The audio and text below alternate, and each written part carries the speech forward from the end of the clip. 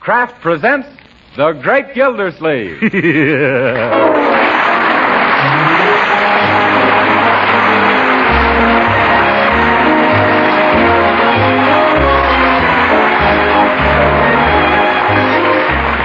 week at this time, Kraft presents from Hollywood, California, Harold Peary as The Great Gildersleeve, written by Leonard L. Levinson.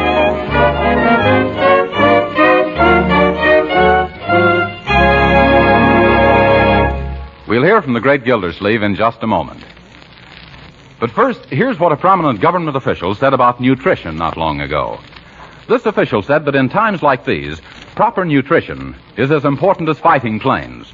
Yes, we all need the right foods and plenty of them to keep up the pace our great defense effort demands. So you'll be glad to know that Parquet margarine, made by Kraft, is one of the right foods, and that it's so economical you can use all you need. You see, Parquet margarine not only has delicious flavor that makes it grand for table use, baking, and pan frying, Parquet contains lots of valuable food elements, too. Yes, wholesome Parquet margarine is a highly nutritious food. In fact, one of the best energy foods you can serve. And what's more, every pound of Parquet contains 9,000 units of important vitamin A. But just because Parquet margarine is good for you, don't think it isn't good tasting. Why, Parquet's delicate, appetizing flavor has made it a favorite with families all over the country, both for table use and for cooking. So try it. Buy a pound or two of delicious Parquet margarine tomorrow. Yes, ask your dealer for Parquet. P-A-R-K-A-Y.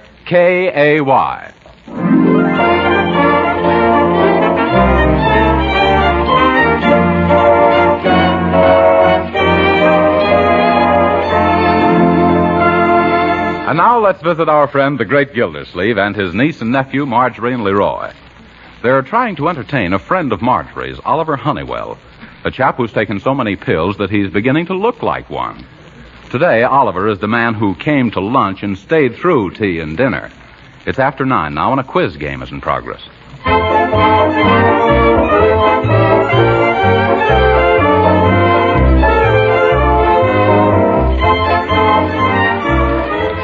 Very good. Now, the next question is for you, Uncle Mort. Okay. I love quizzes. Let's hear it, Leroy. Well, what's the difference between Niagara Falls and your friend Judge Hooker? There's no difference. They're both big drips. No, that's wrong. Oh, is it? The difference between them is that Niagara is a mountain fountain and the Judge is a legal. Oh, yeah. Leroy. Well, I see. Now whose turn is it? It's your turn next, Oliver. Boy, this one's a cinch. Huh? Can you tell us who was the third Assistant Secretary of Agriculture in President McKinley's administration? Oh, that wasn't fair, Leroy. No, that's too hard, Leroy. Oh, no, it isn't. Third Assistant Secretary of Agriculture, McKinley's administration, Lucius N. Follansbee. Yep, that's right. I remember. It is? That's great, Oliver. Oliver, that's wonderful. Oh, really, it's nothing. A fellow shouldn't get any credit for remembering his own grandfather's name. Boy, you had me fooled for a minute. I thought you were smart. Yes, Leroy. Next is Marjorie's turn. Huh? Sis, what does it mean if you say, throw up the sponge? I give up. Absolutely correct. Oh, right. Very good. Now, the scores so far are Oliver 27, Marjorie 19, and Uncle Mort -2. Young man, what do you mean, -2? You answered one question wrong twice. It's twice? Now, here's your chance to make up, Unc. It's an arithmetic. Arithmetic. If Jones buys 50 bales of hay and 100 bushels of barley for $300... Yes? And the barley costs 4 times as much as the hay, how much did each bale cost? Oh, my. Let me get paper and pencil. 50 bales, 100 bushels, $300. Mr. Jones should have bought defense bonds. The idea. Oh, what's that? 9:30. Leroy, I've got a question for you this time. If 9:30 equals your bedtime and you haven't done your homework yet, how do you expect to know your lessons tomorrow if you have to go to sleep now? Gee, that's an easy one, Uncle Mort. All those questions I've been asking you people are my homework. Oh, it's all done. It is? You're a bright boy, Leroy. Say, can we just finish this game, Uncle Mort? I sort of lost interest in this game. I thought it was fun. So. You would. Now scamper off to bed, Leroy. Gee whiz, I'm not a bit sleepy. Why can't I stay up? It's the same thing every Sunday night. First Jack Benny, then Charlie McCarthy, and after that trying to get Leroy to go to bed. But, Uncle Mort, you stay up a lot later than this. Why can't I? Because you're growing, Leroy, and I'm not. No, maybe not in the same direction as I am. Step up, Leroy.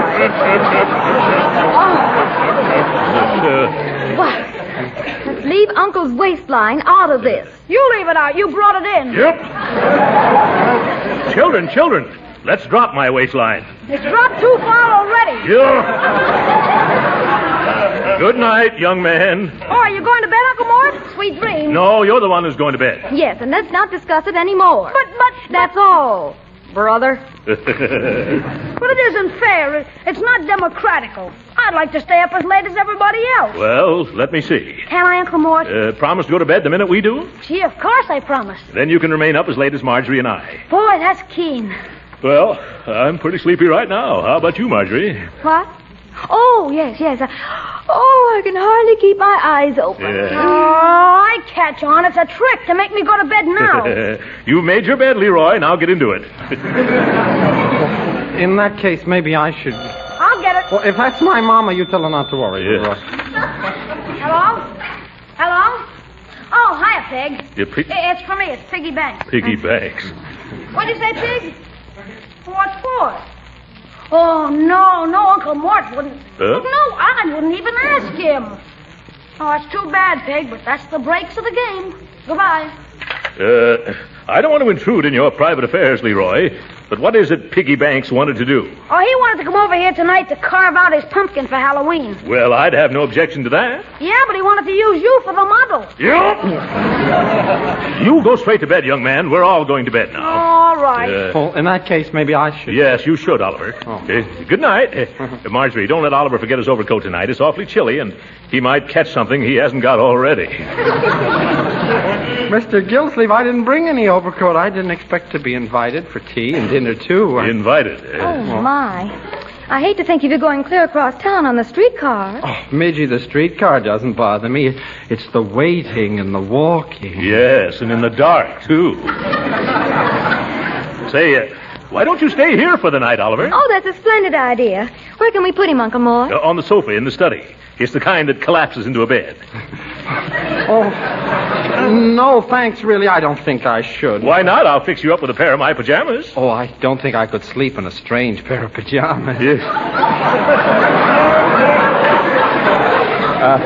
And besides that, don't you think there'd be a trifle large? Oh, come, Oliver. It'll be fun. Like sleeping in a tent. Yeah.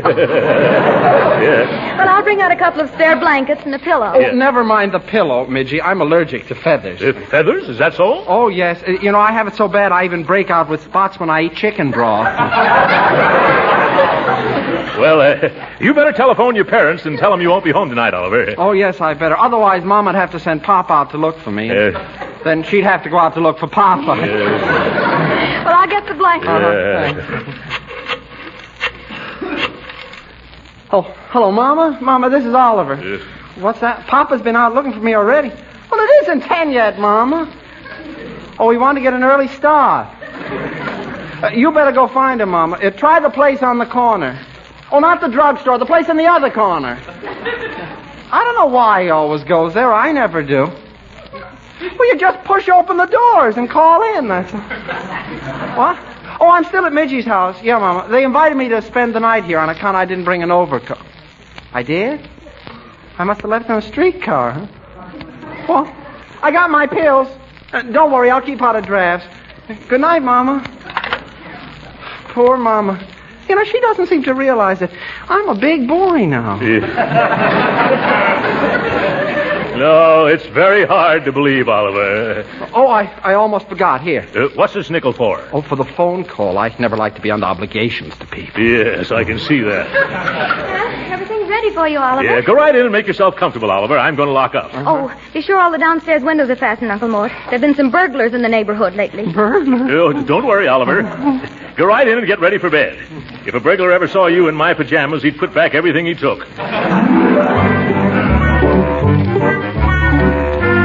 I wonder who built these windows. The Pullman Company?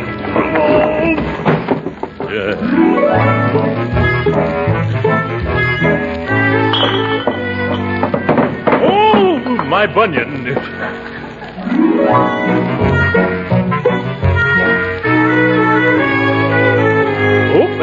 almost forgot to wind the kitchen clock.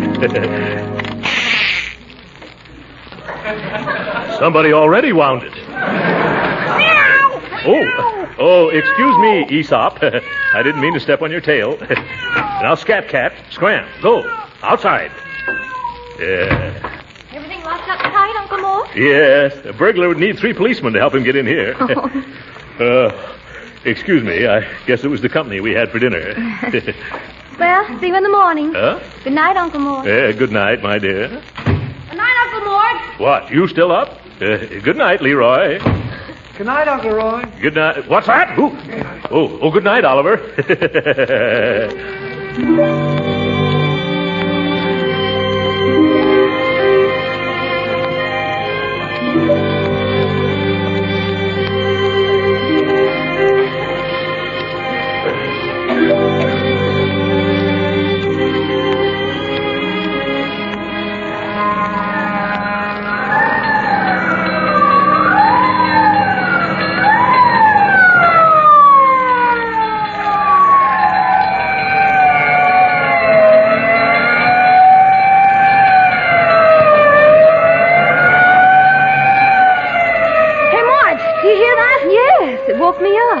There must be a fire somewhere near here. How about let's go in and see? You better ask your Uncle Mort first. Okay. Mom and Pop. Hey, Uncle Mort, can I go to a fire? What's that? There's a fire somewhere close. Can I go see it? A fire? Oh, boy, I haven't done one for years, and I just love to go to blazes. Well,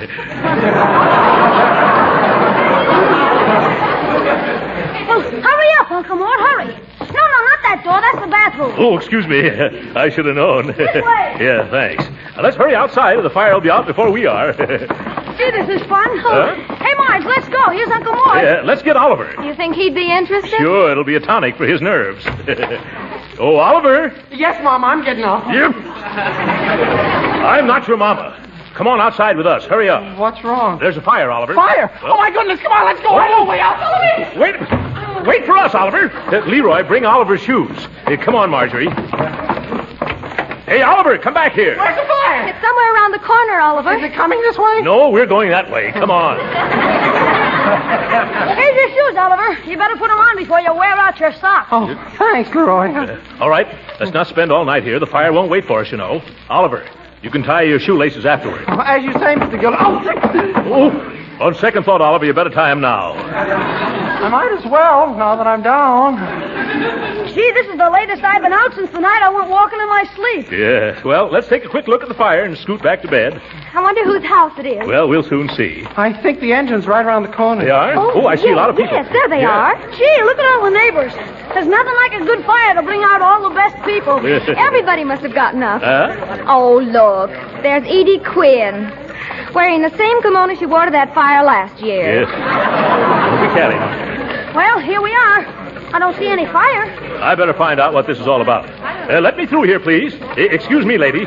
Oh, pardon me, Chief, but could you direct me to the fire? Mister, I wish you could direct me. We can't find it. Oh, well, it may be a little unprofessional, but have you asked anybody? Say, that's an idea. Thanks. Oh, it's all right. Quiet, please. Let's have quiet, everybody. Yes, quiet. Now, did anyone here turn in a fire alarm? Excuse me, I was the one who called. Oh, hello, Mrs. Beasley. Well, where's the fire? Oh, there isn't any fire. My poor little cat is stranded on top of that telephone pole up there. What? Oh, good grief. Madam, do you mean you got us all out of bed and dragged the firemen away from their gin rummy game just to look at a cat? Oh, disappointed because someone's home isn't burning down. Huh? I know who you are. You're the man who does want to set the world on fire. Now, see here, Mrs. Oh, this is Mrs. Beasley, Uncle Mort. Mrs. Beasley, this is my uncle, Mr. Gildersleeve. How do you do? Charmed, I'm sure.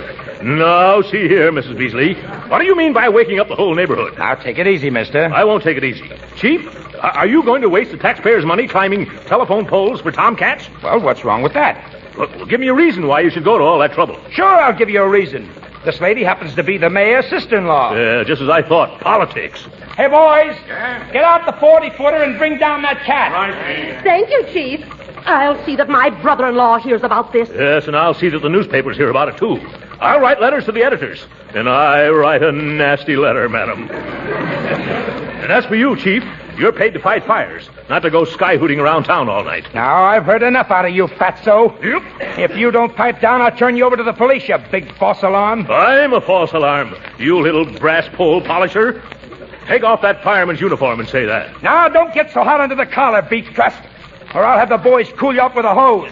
I'm not afraid of you and all your little squirts.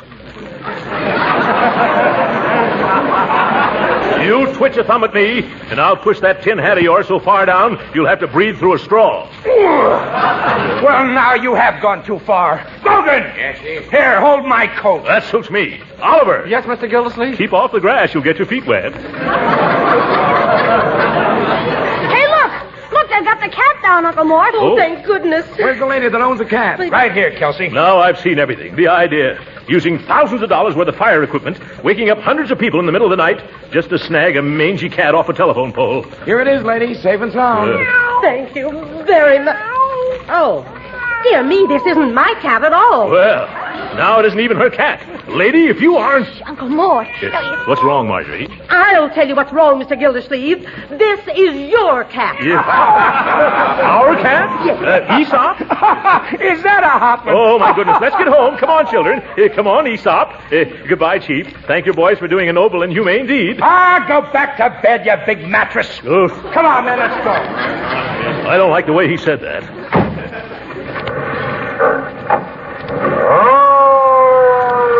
Too bad there wasn't a fire. We could have at least gotten warm. Oliver, don't you dare catch a chill. I'll try my best not to, Midgie.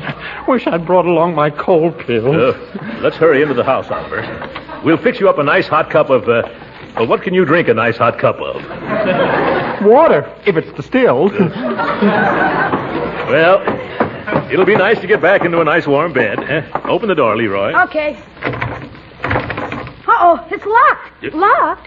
Why didn't I go home on a straight time? Now, don't get excited. Don't be nervous. Take it easy, everybody. I have the key right here. Right here in my pants pocket. Oh, no. No what? No pants. I'm just wearing pajamas. Here, let me try that door. Ooh, no shoes either. Maybe it's stuck. No, we're stuck, Oliver. The wind must have blown it shut. Well, I guess the joke's on us. I'm sorry, Mr. Gildersleeve, I don't get it. You keep asking questions like that, Oliver, and you'll get it all right. There must be a window around the side or in back that I could climb into. No, Leroy. Before we went to bed, I made sure that everything was locked as tight as a drum in a bagpipe band. Oh, wait a minute, we forgot something. Huh? I know how we can get in. You do? Well, what is it? Birdie. Clever girl, Marjorie. Birdie. Yeah, come on, everybody. Where are we going now, Midgie? We're going to see if we can wake Birdie or me. Yes. Oh, Birdie. Oh, Birdie! Oh, Birdie! Too many birdies. Let me do it, children. Oh, Birdie. Yes, Mr. Gildersleeve. Birdie, will you please come downstairs and open the front door? Come downstairs. Open the front door. Yes, I'm locked out, and so is Marjorie and Leroy and Oliver. What an unfortunate coincidence. Yes, Birdie, quit stalling and hurry down here. I would if I could, Mr. Gildersleeve, but I just can't. Why can't you? Because I'm locked out, too. What? Birdie, aren't you upstairs? No, sir, I'm right here on the back porch. Oh, this is a pretty pickle of fish. How did you get locked out? Well, I just got home from a lodge meeting. Yeah. You know, the mysterious and bewildering orders of the daughters of Cleopatra. I'm the head Sphinx. Sphinx, you are? Yes, sir. And I found the back door bolted.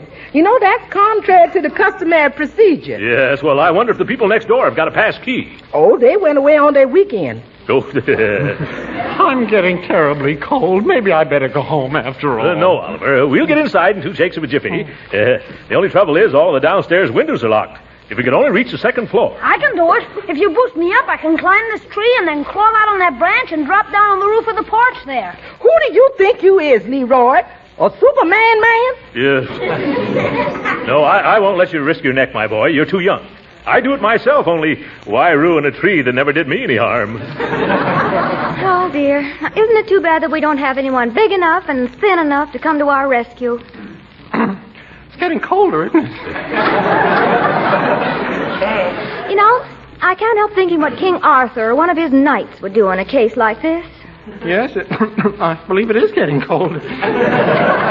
Why, he'd leap off his horse, spring to the tree, and just swarm up to his lady love's window.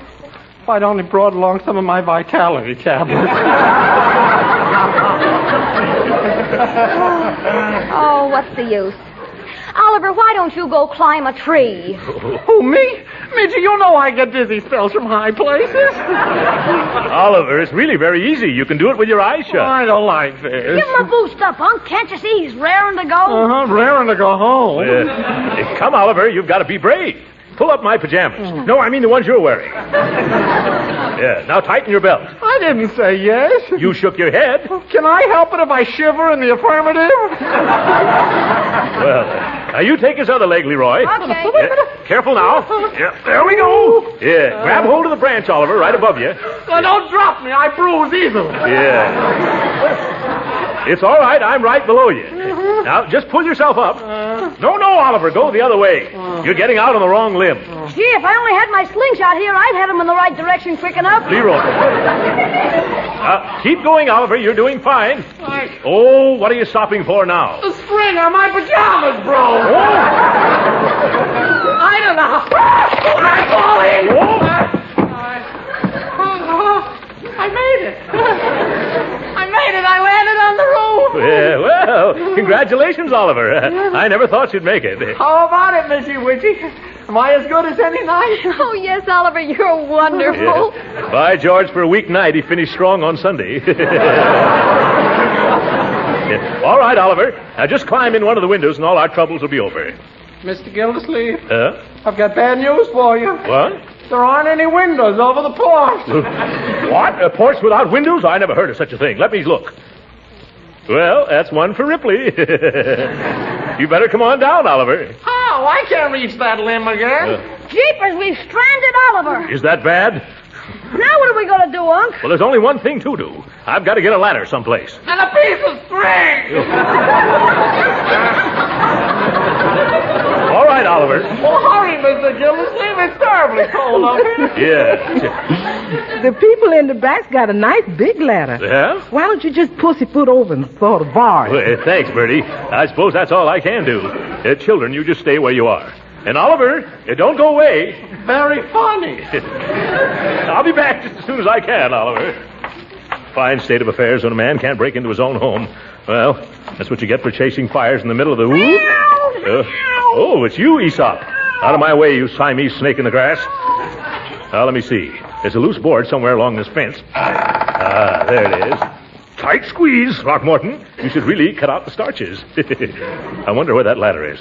It's as dark here as the back of a coal miner's neck. Who's there? Huh? Speak up or I'll shoot. Oh, hello. Don't shoot, Mrs. Beasley. It's only me, Mr. Gildersleeve. What are you doing in my backyard at this time of night? What am I doing here? Oh, yes, we were locked out of our house, Mrs. Beasley. You happen to have a ladder I could borrow? It's in the shed, and the shed's locked. Well, then, if you could find the key and kind of throw it down to me, Nerve. Waking me up, scaring me half to death, and then having the gall. What did you say, Mrs. Beasley? Wait where you are, Mr. Gildersleeve. I'll be right there. Yeah, lovely woman. A break at last. This time we're all set, TP. Where are you, Mr. Gildersleeve? Right underneath your window, Mrs. Beasley. Directly underneath? Yes, directly underneath. Well, then, cat.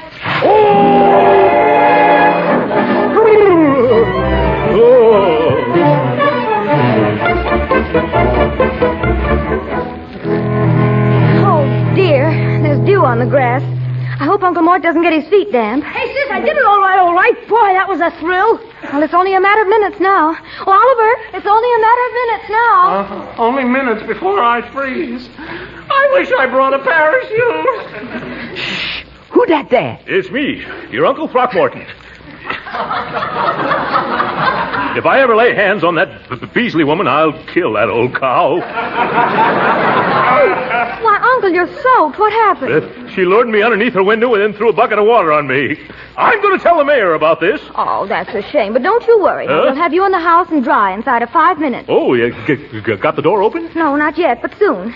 Poor Oliver's been freezing on that roof. He's freezing. Yes, so I sent Leroy down to the corner to ring the fire alarm. Oh, fine. Oh, my goodness. What'll the chief say when he sees me this time? Can't you stop him, Leroy? I don't think so. Oh. In fact, I'm sure I can. Oh, my. Here we go again. Stop right here, men. Okay, where is it? Oh, hello, Chief. Well, you're just in time. Look. Where? Oh, say, what is this? First a cat on a pole and now a guy on the roof. Who's responsible for this call? Well, it was like this, Chief. Well, if it isn't the taxpayer's best friend and the fire department's severest critic. Huh? Hi, Mr. Gildersleeve. Yeah, hi. Been writing any letters to the newspapers? No. Now, stop teasing, Uncle Mort, Chief. He's just soaked to the skin. Yeah, and that takes in an awful lot of territory. Yeah. How about saving those cracks for the fireman's minstrel show and getting our front door open? Oh, is that what you want? Well, why didn't you say so? Hey, Max, bring an axe. We've got a door to chop down. No. Can't you just send up a man and a ladder to one of the windows on the second floor? Oh, never mind the axe, Max. Bring a ladder. Okay. Say, Chief, there's a cellar door open around on the other side. The cellar door's been open all this time? Oh, I could kick myself. We could help you with that, too. Yep. Thank you just the same, no. Say, boys, I'm awfully sorry about this whole thing. Let me make some amends, huh? How about you all coming in for coffee and sandwiches? Huh? Won't you? Come on. Just for good old Gildersleeve, huh? Okay, sure. Yeah, come on.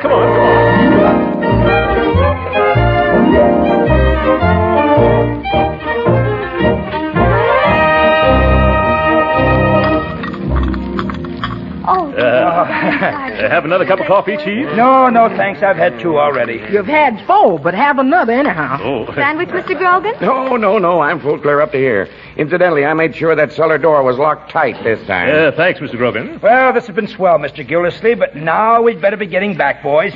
Hey, you guys in the kitchen, let's get wheeling. Okay, Chief. Well, goodbye, boys. Thanks for everything. And if I ever have a fire, you'll be the first people I'll call in.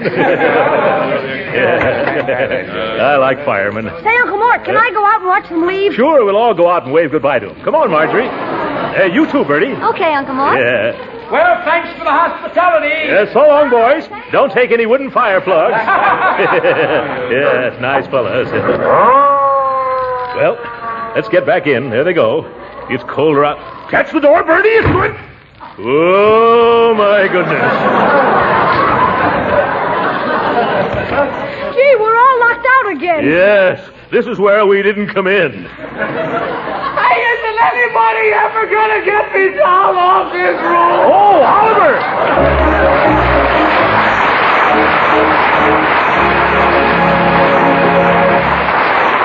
The Great Gildersleeve will be with us again in a few minutes.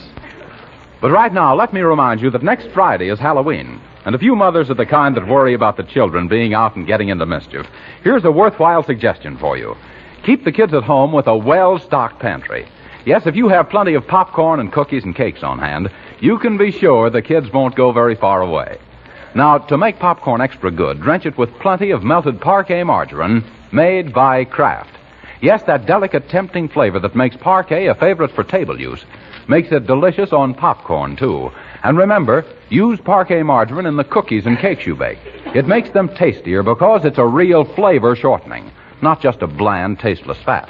And not just at Halloween, but the year round, parquet margarine provides your family with wholesome, nourishing food values. Yes, parquet margarine is a highly nutritious energy food that contains important vitamin A. So use parquet margarine made by Kraft all 3 ways. At the table, for baking, and for pan frying. It's delicious, it's nourishing, it's economical. Tomorrow, ask your dealer for a pound or 2 of parquet. P-A-R-K-A-Y.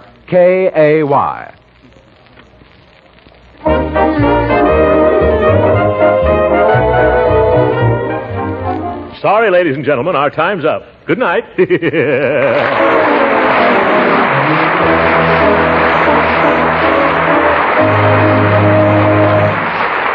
Original music heard on this program was composed and conducted by William Randolph. This is Jim Bannon speaking for the Kraft Cheese Company and inviting you to be with us again next week at this same time for the further adventures of the Great Gildersleeve. This is the National Broadcasting Company.